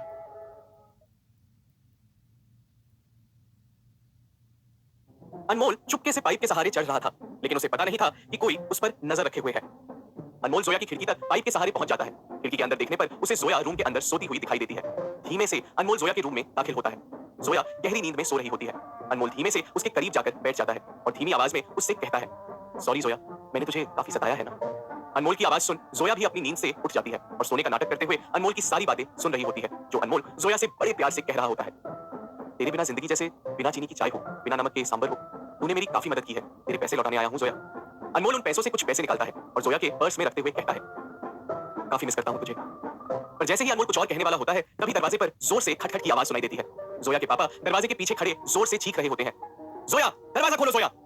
ना चाहते हुए भी जोया को तुरंत ही अपनी नींद से उठना पड़ता है। वो डरते हुए दरवाजे की ओर देखती है जहां से उसके अब्बू जोर-जोर से दरवाजा खटखटा रहे होते हैं। दरवाजे की दस्तक सुन अनमोल दीवार के पीछे छुप जाता है। जोया अनमोल को देख लेती है कि अनमोल दीवार के पीछे छुप गया है, पर वो ऐसे जताती है कि उसने कुछ नहीं देखा हो। जोया के अब्बू जोया से कहते हैं, जोया जल्दी दरवाजा खोलो। जोया अपने अब्बू को बातों में उलझाने का सोचती है ताकि अनमोल को भागने का वक्त मिल सके। जोया नींद भरी आवाज में अपने अब्बू से कहती है, क्या चाहिए अब्बू, कोई बुरा सपना देखा है क्या? तभी अनमोल धीमे से खिड़की की ओर बढ़ता है और वापस नीचे पाइप से उतरना शुरू कर देता है। जोया के अब्बू चीखते हुए कहते हैं, अरे कोई सपना नहीं देखा हमने, वो बाजू घर से कॉल आई है, सुरैया आपा ने हमारे घर में किसी को घुसते हुए देखा है, जरूर चोर होगा इसलिए तुम्हें उठा रहे हैं। जोया अपने हाथ से माथे को पीटते हुए कहती है, ये सुरैया आपा की तो सुराई किसी दिन मैं ही फोड़ूंगी, उनके घर से ज्यादा हमारे घर पर नजर रहती है उनकी। जोया के अब्बू दरवाजा पीटते हुए कहते हैं, जोया जल्दी दरवाजा खोलो। जोया तुरंत ही खिड़की से देखती है कि अनमोल पाइप से नीचे उतर चुका है। तभी जोया दरवाजा खोलती है और अपने अब्बू से कहती है, कोई नहीं है अब्बू, आप खामखा परेशान हो रहे हो। जोया के अब्बू तेजी से रूम के अंदर आते हैं। वो चारों ओर देखते हुए खिड़की से सड़क की ओर देखते हैं, पर उन्हें वहां कोई नजर नहीं आता। उन्हें कुछ दिखता है तो बस वीराना। तसल्ली से सारी जगह देख जोया के अब्बू कहते हैं, यहाँ तो कोई नहीं है। जोया अपने अब्बू से कहती है, आप भी ना अब्बू बेकार की बातों पर परेशान हो जाते हो। जोया की बात सुन वो हैरानी से कहते हैं, जरा सी बात, सुरैया आपा ने किसी को हमारे घर में घुसते देखा है, उनकी नजर को तो हम अनदेखा नहीं कर सकते ना, और तुम कह रही हो ये जरा सी बात है। जोया अपने अब्बू से कहती है, सुरैया आपा की नजर को तो आप जानते ही है ना अब्बू, 1,00,000 नंबर का चश्मा है उनका। चील को मुर्गी और मुर्गी को बाधक कहती है। देखना इसी दिन आपको अकबर से ऋतिक कहेंगी और मुझे अनारकली। किसी बंदर को आते हुए देखा होगा, डर गई होंगी। जोया के अब्बू एक गहरी सांस लेते हुए कहते हैं, सही कहा तूने, जरूर उनकी आंखों को ही धोखा हुआ होगा। इतना कहकर जोया के अब्बू जोया के कमरे से चले जाते हैं। तभी जोया अपना पर्स उठाती है और अनमोल के डाले हुए पैसे देखते हुए गुस्से से कहती है, इस बंदर को तो मैं नहीं छोड़ूंगी। जोया के घर से कहीं दूर अनमोल, सलीम और टाइगर तीनों भाग रहे होते हैं। भागते हुए वो एक सड़क के किनारे रुक जाते हैं। सलीम अनमोल से कहता है, क्यों बेटा, आया ना मजा? अनमोल हंसते हुए कहता है, आप भी ना सलीम भाई बड़े काम के बंदे हो। तभी अनमोल सलीम को अपने गले से लगा लेता है और कहता है, बहुत जरूरत थी सलीम भाई मुझे इन पैसों की, शुक्रिया मेरी मदद करने के लिए। सलीम अनमोल से कहता है, ऊपर वाले ने सोने की आंख दी है तुझे, सोने की, ये तो कुछ नहीं, बहुत आगे जाएगा तू। चल मैं निकलता हूँ, दुआ और दावत में याद रखना। सलीम और अनमोल दोनों एक दूसरे के गले लगते हैं और एक दूसरे का नंबर लेते हुए अपने अपने रास्ते चले जाते हैं। सुबह सुबह अनमोल अपने टाइम के मुताबिक the great Indian antique shop पर आता है। दुकान पर आने पर वो मदन गुप्ता को सर पर हाथ लगाए बैठे देखता है। मदन गुप्ता कुछ इस तरह बैठा होता है मानो उसका सब कुछ लूट चुका हो। मदन गुप्ता की मायूसी देख अनमोल उससे पूछता है, क्या बात है मदन जी, आज आप इतना जल्दी आ गए और आज आप बड़े परेशान दिखाई दे रहे हो। मदन गुप्ता बड़ी मायूसी से अनमोल से कहता है, कुछ नहीं, मेरी एक चीज खो गई है। अनमोल बड़ी उत्सुकता से मदन गुप्ता से कहता है, कौन सी चीज खो गई है आपकी मदन जी? मदन गुप्ता अनमोल के सवाल को नजरअंदाज करते हुए कहता है, तू नहीं जानता, छोड़। तभी अनमोल मदन गुप्ता की चुटकी लेते हुए कहता है, इतनी भी लापरवाही अच्छी नहीं है मदन जी, ध्यान से रखना चाहिए था ना आपको। लो हो गया कबाड़ा, अब हाथ मलते रह गए आप। मदन गुप्ता उसे अपने चश्मे के बीच से देखते हुए कहता है, तुझे पता है वो चीज कितनी अहम थी मेरे लिए? अनमोल उससे कहता है, इतनी भी अहम क्यों ना थी मदन जी, लेकिन आपको मिलने से रही। जो चीज जाती है वो मिलती नहीं है, कल आप ही ने कहा था ना मुझे। मदन गुप्ता के पास अनमोल के किसी भी सवाल का जवाब नहीं होता। वो बस उससे कहता है, हाँ हाँ मुझे पता है, ज्यादा ज्ञान ना दे मुझे, जाकर अपना काम कर। अनमोल मन मन मुस्कुराते हुए अपनी जगह पर बैठ जाता है। मदन गुप्ता अपने हाथ मलते हुए अपने आप से कहता है, किसने चुराया होगा वो बागनट? चोरी का माल था, पुलिस में भी कंप्लेंट नहीं दे सकता। मदन गुप्ता को अपने आप से बात करता हुआ देख अनमोल उससे कहता है, क्या हुआ मदन जी, कुछ कहा आपने मुझसे? मदन गुप्ता अनमोल की ओर देखते हुए कहता है, कुछ नहीं कहा तुझसे मेरे बाप, और हाँ दुकान का ख्याल रखना, मेरी जरा तबीयत खराब हो रही है, मैं डॉक्टर के पास होकर आता हूँ। अनमोल मदन गुप्ता के सामने भगवान से प्रार्थना करते हुए कहता है, हे भगवान, इतनी मेहनत से हमारे मदन जी ईमानदारी से कमाते हैं, जो उनकी चीज खो गई है उन्हें वापस दिला दो भगवान। देखो इस ईमानदार आदमी की कैसे इतनी तबीयत खराब हो रही है। अनमोल की प्रार्थना सुन मदन गुप्ता के चेहरे पर एक नकली मुस्कान आ जाती है और वो बिना कुछ कहे चुपचाप वहां से चला जाता है। अनमोल अपनी दुकान पर बैठा एंटीक्स साफ कर रहा होता है। तभी जोया उसकी दुकान पर आती है। अनमोल जोया को अपनी ओर तेजी से आते हुए देख रहा होता है। तभी जोया अनमोल की जेब में कुछ पैसे डाल देती है, जिसे देख अनमोल कहता है, ये क्या है? जोया उसे डांटते हुए कहती है, तुझे क्या लगा कल रात तू मेरे घर आएगा और मुझे पता भी नहीं चलेगा? अनमोल उससे कहता है, सॉरी वो गलती हो गई, मुझे रात को ऐसे तेरे घर में नहीं घुसना चाहिए था। जोया अनमोल से कहती है, मेरे घर आकर तूने गलती नहीं की है, मेरे पर्स में पैसे रखकर की है। क्यों, बहुत पैसे वाला हो गया है तू? अनमोल जोया से कहता है, छोड़ ना यार, पैसे आ गए तो रख दिया। जोया अनमोल से कहती है, ये तेरी दूसरी और आखिरी गलती है अनमोल। अनमोल चौंक कर उससे कहता है, दूसरी? मैंने पहली गलती कब की? जोया अनमोल से कहती है, पहली गलती तूने मुझसे दोस्ती तोड़कर की। क्या लगा तुझे, तू अगर मुझे मना कर देगा तो मैं मर जाऊंगी? ठीक है यार, कुछ और ना सही, हम दोस्त ही सही। तो जैसा दोस्त ना हो लाइफ में तो जिंदगी बिना चीनी की चाय लगने लगती है, बिना नमक के सांभर लगने लगती है। दोनों एक दूसरे को देखते हैं और जोर से हंसते हैं। अनमोल जोया को चुप करते हुए कहता है, चुप कर मेरी माँ, मेरी दुकान है ये, बाद में मिलता हूँ तुझसे। जोया अनमोल के जेब में रखे हुए पैसे को देखते हुए कहती है, वैसे बाद में मिलने से याद आया, आज क्लब चले, पैसा बहुत है ना हमारे पास। अनमोल जोया को देख मुस्कुराते हुए कहता है, 8 बजे एयर लाइफ क्लब में मिलते हैं। अनमोल की बात सुन जोया वहां से चली जाती है। रात हो चुकी होती है। क्लब के अंदर म्यूजिक ऐसे बज रहा होता है मानो बादल गरज रहे हो। जोया उस क्लब के कोने में बैठ जाती है और अनमोल का इंतजार कर रही होती है। अनमोल क्लब में आता है। वो जोया को देख उसकी खूबसूरती में कहीं खो सा जाता है। काले रंग के गाउन और सर पर जूड़ा बांधे जोया किसी राजकुमारी से कम नहीं लग रही होती है। उसके गोरे चेहरे पर लाल रंग का मेकअप मानो उसकी खूबसूरती पर चार चांद लगा रहा हो। अनमोल जोया के करीब जाकर उसके पास बैठ जाता है। अनमोल को देख जोया ऐसे खिल उठती है जैसे सूरजमुखी का फूल सूरज को देखकर खिल उठता है। अनमोल के बैठते ही जोया उसे एक फूल देते हुए कहती है, आइए जनाब, आप ही का इंतजार था। अनमोल उसे निहारते हुए कहता है, बड़ी कमाल की लग रही है तू। अनमोल की बात सुन जोया उसे कहती है, तेरी ट्रीट है, ऐसे कैसे यूं ही चली आती। अनमोल और जोया मेनू देखते हैं। तभी जोया अनमोल से कहती है, ओल्ड मॉन्क ट्राई करें। अनमोल जोया से पूछता है, ओल्ड मॉन्क ये क्या है। जोया अनमोल को मेनू दिखाते हुए कहती है, ये है ओल्ड मॉन्क। मेनू में शराब छपी देख अनमोल हैरानी से कहता है, तू शराब पिएगी। जोया अनमोल से कहती है, कभी तो ट्राई करनी ही है ना, और तेरे अलावा किसके साथ पी सकती हूँ मैं। थोड़ी पीते हैं, ज्यादा नहीं। जोया और अनमोल एक एक पैक ओल्ड मॉन्क और साथ में कुछ खाने के लिए ऑर्डर करते हैं। जैसे ही जोया और अनमोल शराब पीना शुरू कर देते हैं, क्लब में रोमांटिक संगीत शुरू हो जाता है। उस मधुर संगीत को सुन जोया अनमोल से कहती है, रोमांटिक म्यूजिक, चल नाचते हैं। दोनों अपनी जगह से उठते हैं। जोया अनमोल का हाथ अपने कमर पर रख लेती है और दोनों नाचना शुरू कर देते हैं। दोनों नाचने में इतने मदहोश हो जाते हैं कि दोनों के होंठ एक दूसरे में मिलने ही वाले होते हैं। तभी अनमोल सोचने लगता है और जोया अपने होंठ हटाते हुए कहती है, पता है तेरा मकसद अभी प्यार करना नहीं है, कुछ और है। नहीं रोड़ा बनूंगी तेरे और तेरे मकसद के बीच। जोया हंसते हुए टेबल से गार्लिक ब्रेड उठाती है और अनमोल को हंसते हुए खिलाने लगती है, जिसे देख अनमोल भी मुस्कुराता है। क्लब के बाद अनमोल जोया को घर छोड़ते हुए सीधे अस्पताल पहुंचता है। अस्पताल आकर अनमोल अपनी मां से पूछता है, पापा की तबीयत ठीक हो रही है ना मां। अनमोल की मां उसे कहती है, हाँ ठीक तो हो रही है। तभी अनमोल अपनी मां से कहता है, ठीक है अब तू घर चली जा, मैं यहाँ पापा के पास रुकता हूँ। अनमोल की मां वहां से जाने लगती है कि तभी अनमोल की नजर एक बैग पर जाती है। उस बैग को देख अनमोल चौंक जाता है, क्योंकि वो वही बैग होता है जो उसने चोर बाजार में अपनी मां के हाथ में देखा था, जिससे वो पैसे निकाल रही थी। उस बैग को देख अनमोल का शक यकीन में बदल जाता है। वो अपने आप से कहता है, ये बैग तो वही है जो मैंने मां के हाथ में चोर बाजार में देखा था। इसका मतलब है कि मां मुझसे झूठ कह रही थी, वो मुझसे जरूर कुछ छुपा रही है। अनमोल उस बैग को थामे हुए अपनी मां की ओर देखता है। वो कौन सी ऐसी बात है जो अनमोल की मां उससे छुपा रही है, और क्या है अनमोल का मकसद जिसके लिए वो जी रहा है। जानने के लिए सुनते रहिए आईना सच और झूठ का, ओनली ऑन पॉकेट एफएम।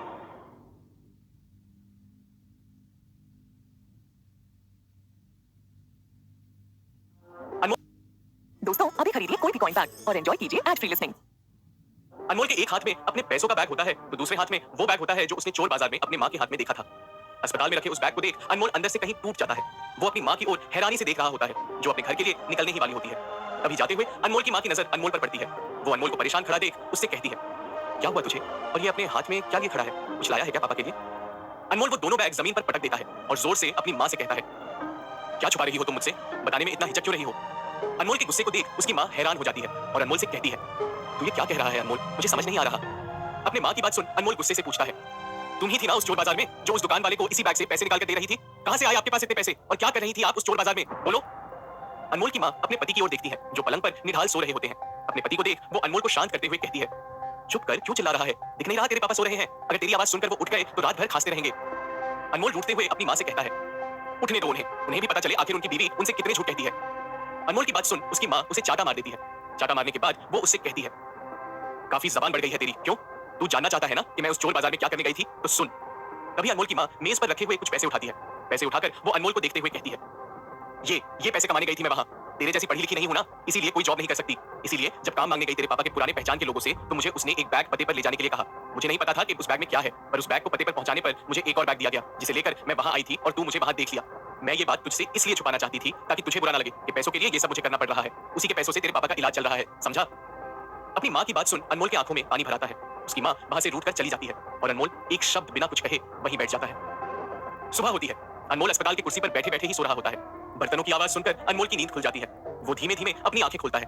तभी उसे अपने सामने अपनी मां दिखाई देती है, जो उसके सामने कॉफी का कप पकड़े उसके पास खड़ी होती है। कॉफी देते हुए अनमोल की मां उससे कहती है, सुबह हो गई है, तुझे दुकान पर जाना होगा ना। अनमोल अपनी मां का चेहरा देखता है जो काफी मायूस और नाराजगी से भरा हुआ होता है। अनमोल की मां उस कॉफी के कप को अनमोल के बाजू रख देती है। कॉफी का कप रखकर वो अपना मुंह फेर लेती है और जाने लगती है। तभी अनमोल अपनी कुर्सी से उठता है। वो धीमे से अपनी मां की ओर बढ़ता है और कहता है, नाराज हो मां, रात को मुझे तुझसे ऐसे बात नहीं करनी चाहिए थी, मुझे माफ कर दे, अगली बार से ऐसा नहीं होगा। अनमोल की मां शांत खड़ी उसकी बात सुन रही होती है, पर उसकी माफी सुन वो धीमे से मुस्कुराकर उसे कहती है, तेरी बातों से ज्यादा इस बात से खफा थी मैं कि कल तू पीकर आया था। काफी बड़ा हो गया है तू, किसी लड़की के साथ भी तूने या किसी लड़के के साथ। अपनी मां का सवाल सुनकर अनमोल के चेहरे पर एक मुस्कान आ जाती है। वो कतराते हुए अपनी मां से कहता है, हाँ भी ना मां, वो थोड़ी कल पी ली थी ऐसे ही। अनमोल के चेहरे पर शर्म देख उसकी मां उससे कहती है, मिल गया तेरा जवाब मुझे, वाकई में बड़ा हो गया है तू। तभी अनमोल बाजू रखे हुए अपने पैसे का बैग उठाता है जो उसे पिंजरा बेचकर मिले थे। वो उन पैसों को अपनी मां के हाथ में थमाते हुए कहता है, ये ले पैसे, पूरे 7 लाख के करीब है, इससे पापा का इलाज शुरू कर दे और मुझसे वादा कर कि कभी तू पैसों के लिए कोई भी काम नहीं करेगी। इतने पैसे देख अनमोल की मां हैरान हो जाती है। वो परेशान होते हुए अनमोल से कहती है, इतने पैसे कहां से लाया तू, कहीं तू कोई गलत काम तो नहीं कर रहा है, कहीं तूने ये पैसे चोरी तो नहीं किए हैं ना। तभी पीछे से अनमोल के पिता पलंग से खांसते हुए और अपने आप को संभालते हुए कहते हैं चुप कर चंदा, वो मेरा खून है और हमारे खून में ना गद्दारी है और ना चोरी। खबरदार अगली बार ऐसा कुछ कहा तो। अपने पिता की बात सुन अनमोल अपनी मां से कहता है, पापा ने ठीक कहा मां, मैं छोटे से छोटा काम कर सकता हूं पर कोई गलत काम नहीं कर सकता, आखिर खून तो इन्हीं का बह रहा है मुझ में। अनमोल की बात सुन उसकी मां उससे पूछती है, तो आखिर ये इतने सारे पैसे तेरे पास आए कहां से? अनमोल अपने पिता की ओर देखते हुए बड़ी शान से कहता है, जब से पापा की नजर मुझे मिली है मैं एंटीक्स की दुनिया में बढ़ते ही जा रहा हूं मां, मैंने ये पैसे कोई गलत काम करके नहीं कमा रहा हूं, तो बेफिक्र रहो। अनमोल की बात सुन उसकी मां एक राहत की सांस लेती है। अनमोल अस्पताल से बाहर जाते हुए अपनी मां से कहता है, कहा था ना कि जब तक 15 लाख नहीं कमा लूंगा घर नहीं आऊंगा, अभी कुछ लाख बाकी हैं, वो भी जल्दी ही कमा लूंगा। इतना कहकर अनमोल अस्पताल से बाहर चला जाता है। रास्ते पर चलते हुए अनमोल अपने आप से बातें करते हुए जा रहा होता है, मां और पापा से तो मैंने कह दिया कि जल्दी ही मैं पैसे कमा लूंगा, पर इतने पैसे मैं कैसे कमाऊंगा? कैसे भी करके मुझे ये पैसे कमाने होंगे, वरना ना जाने क्या हो जाएगा। अनमोल के मन में काफी बातें चल रही होती हैं, उसे समझ नहीं आ रहा होता है कि अब वो आखिर क्या करे। तभी अनमोल के दिमाग में कुछ आता है और वो अपने आप से कहता है, ऐसी एक चीज है जिसे मैं बेचकर पैसे कमा सकता हूं। तुरंत ही अनमोल भागते बस स्टैंड पर जाता है, जहां से दूर से उसे जोया दिखाई देती है। वो जोया को चिल्लाता है, जोया, पर अनमोल की आवाज जोया तक नहीं पहुंचती। जोया बस स्टॉप से सीधे बस में चढ़ जाती है। तभी अनमोल तेजी से भागते हुए उसी बस पर चढ़ जाता है। बस के अंदर पहुंचने पर अनमोल हांफते हुए जोया की बगल की सीट पर बैठ जाता है। अनमोल को अपने बगल में देख जोया हैरान होते हुए कहती है, तू तू इधर क्या कर रहा है? दुकान नहीं गया? अनमोल अपनी सांस को काबू में करते हुए कहता है, तेरे साथ कॉलेज जाना है इसीलिए आया हूं। जोया चौंक कर उसे कहती है, क्या? तभी अनमोल जोया को समझाते हुए कहता है, अरे तुझसे बात करनी थी जोया, पता था यहीं से कॉलेज जाएगी तू, इसीलिए तुरंत ही यहाँ पर चला आया। अनमोल की बात सुन जोया उसे पूछती है, ऐसी क्या बात है जो ऐसे भागते हुए चला आया? अनमोल जोया से कहता है, जोया मुझे वो डिब्बी चाहिए जिसमें वो चावल का दाना रखा हुआ है। उस दिन जंगल में तेरे पास ही वो चावल की डिब्बी रह गई थी ना? जोया याद करते हुए कहती है, वो चावल का दाना तो मैंने घर पर उठाकर रखा है। तभी अनमोल जोया से कहता है, अभी नहीं है तेरे पास वो चावल? जोया मुंह बनाते हुए अनमोल से कहती है, इतनी कीमती और छोटी चीज को क्या मैं जेब में 24 घंटे लेकर फिरूं? घर पर अच्छे से उठाकर रखा है, उसे शाम को ले लेना। अनमोल सोचते हुए जोया से कहता है, ठीक है, शाम को कुछ बहाना बनाकर मैं दुकान से जल्दी ही निकल जाऊंगा। जैसे ही तेरा कॉलेज खत्म होगा तू मेरे बताए एड्रेस पर आ जाना। जोया अनमोल से पूछती है, ठीक है मैं आ जाऊंगी, पर तू उस चावल के दाने का क्या करेगा? अनमोल अपना सिर हिलाते हुए कहता है, किसी को उसे दिखाना है। अनमोल अपनी सीट से उठते हुए जल्दबाजी में जाने लगता है और जोया से कहता है, तेरा इंतजार करूंगा, जल्दी आ जाना। इतना कहकर अनमोल चलती हुई बस से उतर जाता है, जिसे देख जोया अपना सर हिलाते हुए कहती है, ये लड़का किसी दिन मरेगा और मुझे भी मरवाएगा। शाम का समय हो रहा होता है। अनमोल चार मीनार के बाजू एक दुकान पर खड़ा कबाब खा रहा होता है। तभी पीछे से उसके कंधे पर कोई जोर से थपथपाता है और जैसे ही अनमोल पीछे मुड़कर देखता है तो उसे दिखाई देता है सलीम। सलीम उसे कबाब खाते हुए देख कहता है, क्या बात है जनाब, हाथ में कबाब? अनमोल हंसते हुए सलीम से कहता है, लीजिए ना सलीम भाई, आप भी खाइए। हंसते हुए सलीम अनमोल की प्लेट से कबाब उठाकर खाना शुरू कर देता है। तभी सलीम अनमोल से कहता है, बोल लाले, इतनी इमरजेंसी में क्यों बुलाया मुझे? अनमोल सलीम से कहता है, कुछ दिखाना था भाई आपको, इसीलिए बुलाया। तभी कंधे पर कॉलेज के बैग टंगे जोया उनके सामने चलते हुए आ रही होती है। अनमोल जोया की ओर देखता है तो वही सलीम अनमोल की ओर देखते हुए कहता है, अच्छा मियां, तो ये है आपकी जोया जिसके लिए आप आधी रात में पाइप चढ़ गए थे? अनमोल हंसते हुए कहता है, हाँ सलीम भाई, यही है जोया। तभी तो पुलिस वाले उसी कबाब की दुकान पर आते हैं।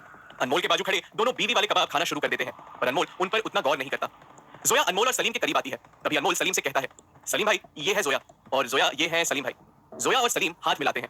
तभी अनमोल जोया से कहता है, जोया वो लाई हो ना जो मैंने तुझसे कहा था? जोया जवाब में सर हिलाते हुए अपना कॉलेज का बैग उतारती है। उस बैग से जोया एक छोटी डिब्बी निकालती है और उसे खोलने लगती है, लेकिन जोया इस बात से बेखबर थी कि उनके पीछे दो पुलिस वाले खड़े होते हैं। जैसे ही जोया वो डिब्बी खोलती है उस डिब्बी से एक चमक बाहर निकलती है। उस चमक की झलक पाकर पीछे खड़ा पुलिस वाला आकर्षित हो जाता है और जैसे सलीम उस डिब्बी के अंदर वो चावल का दाना देखता है, उस डिब्बी में उस चावल के दाने को देख सलीम के होश उड़ जाते हैं। वो एकदम से बेचैन हो उठता है। उसी वक्त सलीम भाप लेता है कि पीछे खड़ा एक पुलिस अफसर उन्हीं की ओर आ रहा होता है, जिसे देख सलीम की हवाइयां उड़ रही होती हैं। क्या करेगा अनमोल उस चावल के साथ? खतरे से बेखबर अनमोल क्या बच पाएगा पुलिस के हाथों? कैसे करेगा अनमोल 10 लाख रुपए का इंतजाम? जानने के लिए सुनते रहिए आईना सच और झूठ का, ओनली ऑन पॉकेट एफएम। चावल की डिब्बी खोल जोया कबाब की दुकान पर खड़ी होती है। उस चावल की चमक देखकर एक पुलिस ऑफिसर उसी की ओर बढ़ रहा होता है। उस पुलिस ऑफिसर को देख सलीम के पसीने छूट रहे होते हैं। सलीम तुरंत ही वो डिब्बी जोया के हाथ से बंद कर देता है और जोया से कहता है, क्या बात है मैडम, क्या बात है, क्या झुमका लिया है आपने? कहां से लिया? उस दुकान से। सलीम पुलिस का ध्यान भटकाने के लिए जोया से इधर उधर की बातें कर रहा होता है। तभी सलीम उस ऑफिसर को देखकर कहता है, सलाम साहब, कैसे हो? पुलिस का ध्यान भटक जाता है और वो ऑफिसर सलीम को हाथ दिखाकर वहां से चला जाता है। पुलिस को देख अनमोल समझ जाता है कि सलीम ऐसे क्यों बात कर रहा है। उसे उसकी गलती का एहसास हो जाता है। सलीम तुरंत ही अनमोल और जोया को किनारे ले जाता है और उन्हें बुरी तरह डांटते हुए कहता है, तू पागल हो गया है? क्या लेकर आया है तू? अनमोल उसे कहता है, भाई ये अकबरी चावल है। सलीम उसे आवाज धीमे करने का इशारा करते हुए कहता है, धीमे धीमे बोल, कोई सुन ना ले बाबा, कोई सुन ना ले, तू किसी दिन खुद तो मरेगा और सभी को मरवाएगा। तभी जोया मुस्कुराते हुए ताना मारते हुए कहती है, कुछ ही दिन में अच्छे से पहचान गए आप इसे, मैं तो इसे बचपन से झेल रही हूँ। तभी सलीम अनमोल से कहता है, कहां से आया तेरे पास ये चावल का दाना? अनमोल सलीम को सब बताता है कि कैसे वो चावल का दाना मदन गुप्ता से होते हुए उसके पास आया। सलीम अनमोल की बात सुनकर सोचते हुए कहता है, वो सब तो ठीक है, पर अभी इस चावल के दाने के साथ तू क्या करना चाहता है? अनमोल सलीम से कहता है, मुझे पैसों की सख्त जरूरत है भाई, प्लीज इस चावल को बिकवा दो। अनमोल की बात सुन सलीम अपना हाथ उसे मारने के लिए उठाता है, पर अनमोल अपना सर नीचे करते हुए कहता है, अरे अरे अरे क्या हुआ सलीम भाई? सलीम गुस्से से कहता है, बेवकूफ, ये कोई चना बांटना थोड़ी है कि ऐसे ही बिक जाएगा। अनमोल सलीम से कहता है, ऐसे नहीं तो कैसे भी बिकवा दो इसे सलीम भाई, ना मैं इसे मदन गुप्ता को वापस दे सकता हूँ और ना किसी और को दे सकता हूँ, क्या करूँ इसे रखकर? सलीम अचानक से काफी गंभीर होते हुए कहता है, देख अनमोल, इसे ही कहते हैं नौसिखियापन। तुझे पता है पूरा पुलिस डिपार्टमेंट इस चावल के दाने की तलाश कर रहा है क्योंकि ये म्यूजियम से चुराया हुआ है और ये एक सरकारी माल है। सलीम की बात सुन अनमोल के तो होश ही उड़ जाते हैं। वो हैरानी से सलीम से पूछता है, लेकिन आपको ये सब कैसे पता सलीम भाई? सलीम उससे कहता है, मैं भी एंटीक्स की दुनिया का पुराना चावल हूँ, इतनी तो खबर होनी ही चाहिए। और अब मेरी बात गौर से सुन, जब तक मैं ना कहूँ ये चावल का दाना बिल्कुल भी बाहर मत निकालना, समझा? अनमोल अपना सर हिलाते हुए कहता है, हाँ समझ गया। सलीम अनमोल को और समझाते हुए कहता है, याद रख अनमोल, अगर गलती से भी इस चावल की खबर पुलिस को लग गई तो याद रख लंबा अंदर जाएगा। सलीम की बात सुन अनमोल निराश हो जाता है। अनमोल का निराश चेहरा देख जोया उसे कहती है, कोई बात नहीं अनमोल, हो जाएगा पैसों का इंतजाम। तभी सलीम अपनी दाढ़ी खुजाकर कुछ सोचने लगता है। अनमोल सलीम को देख पूछता है, क्या हुआ सलीम भाई, क्या सोच रहे हो? सलीम अनमोल से कहता है, सोच रहा हूँ कि तेरे पैसों का इंतजाम कैसे होगा। जोया सलीम से पूछती है, तो फिर कुछ सोचा है आपने? सलीम अनमोल को देखते हुए पूछता है, बंदरगाह का नाम सुना है? सलीम की बात सुन अनमोल चौंकते हुए कहता है, बंदरगाह? जोया सलीम से पूछती है, ये बंदरगाह किस चिड़िया का नाम है, पोर्ट है क्या? सलीम जोया से कहता है, ये किसी चिड़िया का नाम नहीं है, बाजार का नाम है। हमारे एंटीक की दुनिया में नीलामी के लगने वाले बड़े बाजार को बंदरगाह कहते हैं, जहां लगती है कीमती चीजों की बोली, जहां शहर के बड़े बड़े स्मगलर्स, गुंडे और पैसे वाले आते हैं वहां उस ऑक्शन में। अगर अनमोल वहां चला जाए और एक कीमती चीज उसे बोली में मिल जाए तो बड़ी आसानी से उस चीज को अनमोल बेच सकता है। सलीम की बात सुन अनमोल उससे कहता है, पर हमें वहां कौन लेकर जाएगा? वो तो सिर्फ बड़े बड़े लोग ही जा सकते हैं, या तो वहां जाने के लिए अच्छी पहचान की जरूरत है ना? सलीम चौंक कर अनमोल को नीचे से ऊपर की ओर देखते हुए कहता है, अच्छी पहचान, बड़े आदमी, मैं क्या तुझे चिंदी चोर लगता हूँ? अब मैं तुझे नहीं लेकर जाऊंगा वहां। अनमोल सलीम से बड़े प्यार से विनती करते हुए कहता है, प्लीज प्लीज प्लीज सलीम भाई, मेरा वो मतलब नहीं था, मुझे बंदरगाह ले चलो प्लीज। जोया भी सलीम से कहने लगती है, प्लीज ना सलीम भाई, ले चलो ना। सलीम दोनों को देखता है और कहता है, ठीक है तैयार हो जाओ, वो बाजार आज रात को लगने वाला है। सलीम की बात सुन अनमोल कुछ सोचने लगता है। उसके चेहरे पर परेशानी देख सलीम उसे कहता है, अब क्या हुआ तुझे मेरे बाप? तभी अनमोल सलीम से कहता है, आप मुझे वहां ले तो जाओगे, पर वहां कुछ लेने के लिए मेरे पास पैसे नहीं है। अनमोल की बात सुन सलीम उसके कंधे पर हाथ रखकर कहता है, अरे छोटा भाई है तू मेरा, तेरी आंख पर पूरा भरोसा है मुझे, तू बस बोली लगा, पैसे मैं दूंगा। सलीम की बात सुन अनमोल के चेहरे पर एक मुस्कान आ जाती है, जिसे देख सलीम उसे कहता है, बस आज रात 10 बजे तक तैयार हो जा बंदरगाह जाने के लिए। रात के 10 बज रहे होते हैं। सलीम एक काला सूट पहने बड़े 5 सितारा होटल के बाहर खड़ा होता है। सलीम उस होटल के बाहर अनमोल का इंतजार कर रहा होता है। तभी सलीम जोया और अनमोल को एक साथ खड़ा देखता है। अनमोल भी सूट पहना होता है और जोया जापानी स्कर्ट और टॉप पहने किसी रईस शादी से कम नहीं लग रही होती है। जोया को देख सलीम अपने दांत पीसते हुए अनमोल से कहता है, ये घास के पीछे तुमका कहां से चला आया? सलीम तेजी से उनकी ओर बढ़ता है। सलीम को आता देख अनमोल उसे कहता है, सलाम सलीम भाई।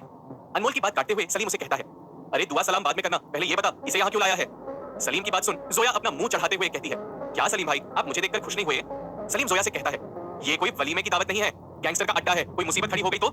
जोया सलीम को शांत करते हुए कहती है, अरे मुसीबत मुझसे डरती है सलीम भाई, आप टेंशन मत लो। सलीम अनमोल को घूरते हुए देखता है, ये ऐसी ही है, किसी की नहीं सुनती। सलीम जोया को डांटते हुए कहता है, तेरे घर पर इतनी रात को निकलने किसने दिया?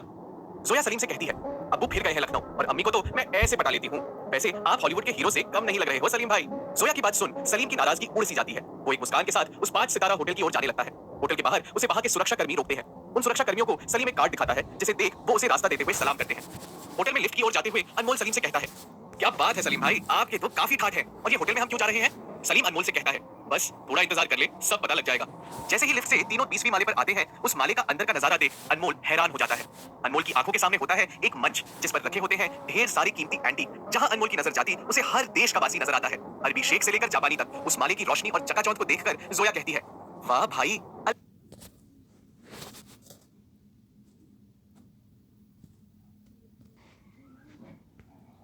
अल्लाह मेहरबान तो गधा पहलवान। तभी अनमोल की नजर मंच पर जाती है, जहां पर विदेशी लड़कियां छोटे छोटे कपड़े पहने एंटीक के बारे में बता रही होती हैं। उन्हें देख जोया अनमोल की आंखें ढकते हुए कहती है, अपने काम से काम रख अनमोल, ज्यादा इस रोशनी में इधर उधर देखेगा तो अंधा हो जाएगा। तभी एक आदमी वहां आता है और सलीम का कार्ड देख कहता है, आइए सर, 9 नंबर की टेबल है आपकी। वो आदमी तीनों को एक बड़ी सी राउंड टेबल पर बिठा देता है। तभी अनमोल सलीम से कहता है, तो ऐसी जगहों पर लगता है बंदरगाह। अनमोल इधर उधर देख ही रहा होता है कि उसकी नजर बाजू के टेबल पर जाती है, जहां वो रहीम चाचा को एक सूट बूट पहने आदमी के साथ बैठा देखता है। अनमोल को देख रहीम चाचा उस सूट बूट पहने हुए आदमी को अनमोल की ओर इशारा करते हुए दिखाते हैं। रहीम चाचा को देख अनमोल अपना मुंह फेर लेता है और बोली पर ध्यान देता है। अनमोल अपने जादुई आईने से मंच पर रखी सभी एंटीक को देख लेता है। वो सभी एंटीक का मुआयना कर अपना आईना जेब में रख लेता है। तभी एक के बाद एक मंच पर रखी चीजों की बोली शुरू होती है। एक से बढ़कर एक चीजें नीलाम हुए जा रही होती हैं। तभी सलीम अनमोल से कहता है, कुछ तो ले ले मेरे बाप, काफी नायाब चीजें बिक चुकी है, ये सुंदरबन की पेंटिंग ले ले, मैं इसे 2-3 लाख तक बिकवा दूंगा। अनमोल उसे कहता है, उस पेंटिंग की नीलामी ही 2 लाख तक जाएगी, थोड़े से पैसों के लिए इतना रिस्क क्यों ले? उस पेंटिंग के बाद सलीम अनमोल को काफी चीजों के लिए कहता है, पर अनमोल कुछ नहीं खरीदता और अंत में वो चीज आती है जिसकी बोली का अनमोल को इंतजार होता है। मंच पर रखी नारायण दास जो 10वीं सदी के शिल्पकार थे, उनकी एक मूर्ति जिसका नाम होता है अंतःकरण, जो बड़े ही सादे चूने की बनी होती है, उस मूर्ति की बोली लगती है 50,000। सलीम अपने आप से कहता है, आज तो लगता है अनमोल कोई चीज नहीं खरीदेगा। तभी अनमोल नीलामी में हिस्सा लेते हुए बोली लगाता है 60,000। तभी सलीम अनमोल की ओर चौंक के देखते हुए कहता है, पागल हो गया है, माना कि ये एक जमाने के बड़े शिल्पकार की मूर्ति है, पर बड़ी सादी है, इसे खरीदेगा तो मैं बेच नहीं पाऊंगा। तभी एक अरबी सेठ दूसरी ओर से बोली लगाते हुए कहता है 62,000। सलीम की बात काटते हुए अनमोल कहता है 90,000। जोया और सलीम उसे चौंक कर देखते हैं। तभी वो अरबी सेठ फिर अपनी बोली बढ़ाते हुए कहता है 95,000। सलीम और जोया अनमोल को बोली रोकने की नसीहत देते हैं, पर तभी अनमोल अपनी बोली बढ़ाते हुए कहता है 1 लाख। जोया और सलीम अपने सर पर हाथ मारते हैं। सलीम रोते हुए अपने आप से कहता है, छोटे भाई ने बड़े भाई के 1 लाख रुपए डुबा दिए। तभी मंच पे नीलामी खत्म होती है। 1 लाख 1, 1 लाख 2, 1 लाख 3 और ये खूबसूरत मूर्ति जाती है टेबल नंबर 9 के मालिक को। नीलामी पूरी तरह से खत्म होने के बाद सलीम और जोया अनमोल पर कुड़कुड़ाते हुए उस मूर्ति को थामे वहां से जा रहे होते हैं, और तभी पीछे से रहीम चाचा अनमोल को आवाज देते हुए कहते हैं, रुको मियां। अनमोल अपनी जगह पर रुक जाता है और रहीम चाचा की ओर देखता है। रहीम चाचा को अपनी ओर आते हुए देख जोया पिलर के पीछे जाकर खड़ी हो जाती है ताकि वो उसे ना देख पाए। रहीम चाचा अनमोल के पास आते हैं और ताना मारते हुए कहते हैं, मैं तो समझा था तेरी बाज की नजर है, पर तेरी नजर काफी कमजोर निकली। ये लिया है तूने 1 लाख रुपए में, मैं तो तेरी हर जगह तारीफ करते फिरता था, पर तूने तो मेरी नाक काट दी। रहीम चाचा की बात सुन अनमोल मंच की ओर बढ़ता है। अनमोल उस मंच से एक लकड़ी की हथौड़ी अपने हाथ में लेता है। सभी लोग अनमोल को देख हैरान होते हैं। अनमोल सबके बीच आता है और देखते ही देखते अनमोल उस लकड़ी के हथौड़े से उस मूर्ति को तोड़ देता है। अनमोल को मूर्ति तोड़ता देख वहां सभी लोग दंग रह जाते हैं। क्यों तोड़ा अनमोल ने उस मूर्ति को? क्या कोई गलती हुई है अनमोल से उस मूर्ति को खरीदने में, या और कोई है दूसरी बात? जानने के लिए सुनते रहिए आईना सच और झूठ का, ओनली ऑन पॉकेट एफएम।